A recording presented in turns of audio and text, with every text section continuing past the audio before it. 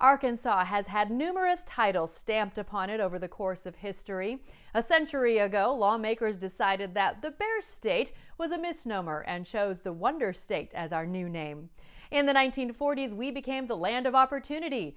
Today, in a nod to our abundant wildlife, rivers and lakes, delta bottomlands, and forested mountains, Arkansas is called the Natural State. And Jansen brings us the story of an artist who adopted Arkansas as his home and shows you why his love for the natural state is unparalleled. So people, when they hear my accent, they say, well, you're not from here, are you? And I say, no, I'm not, but I got here as fast as I could. Artist David Paul Cook is an Arkansan by choice. Born in Wisconsin, many would argue that he has studied the natural state through his artist's eyes like few others. I have seen many, many beautiful things, and I've spent one summer just painting in the Delta by itself. The Ozarks and the Ouachitas, even the land in the south where the oil derricks are, and the pine trees, Lake Village and all of that area down there, so historic and so southern. You know, if somebody would have said, well, order up where you would like to live as a landscape painter, I couldn't have done better than coming here to Arkansas. Cook recently shared his journey and his talents with an audience at Chenal Pines in West Little Rock. And what I realized is that I wasn't very good at living alone. And even though, like a lot of you, I intended to live my entire life and they could carry me out of my home in the hearse, I finally realized that that wasn't going to be. Even though he's still active painting and teaching art in the community, his move here followed the long struggles and eventual death of Elaine, his college sweetheart who brought him home with her to Arkansas so many years ago, where they raised their family and life was good until it wasn't. And then my wife began to have trouble with her mind, and we set off on a 7-year course where she went from being a very brilliant nurse to being a person with really no comprehension whatsoever. Heartbroken and no longer able to care for her, David turned to his art during their final years apart. And one of the things that kept me sane during that period was my journaling.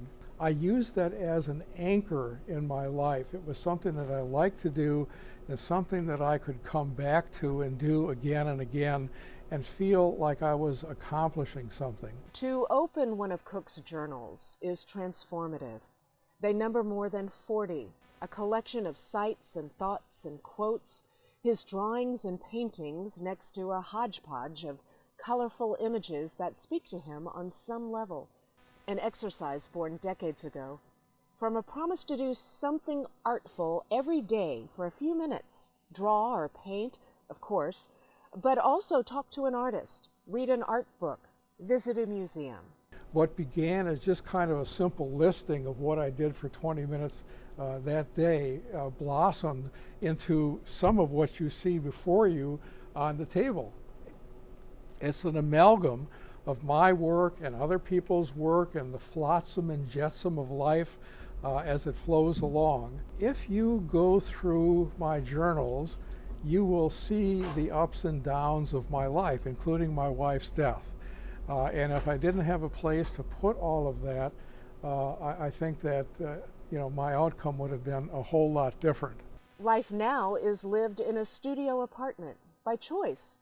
There's a dining room downstairs where others do the cooking, so his kitchen cupboards have a new mission. I have a wonderful place to set up my art table, and since I'm not cooking, I don't have to use the cupboards for any kind of food storage. So if you go upstairs and you look at my cupboards, they're all full of art supplies. I wake up in the morning and I fall asleep in an art gallery every day. How good is that? And from his balcony, Cook has an endless and ever-changing array of subjects waiting to be discovered, by his paintbrush and through his artist's eyes. There's a quote that says, "A life should be organized as a series of great adventures made from a secure place." And this is my secure place. For the Natural State Update, I'm Ann Jansen. David hopes his collection of journals will one day be available to the public, and Ann says she's working on making that happen. Thank you, Ann.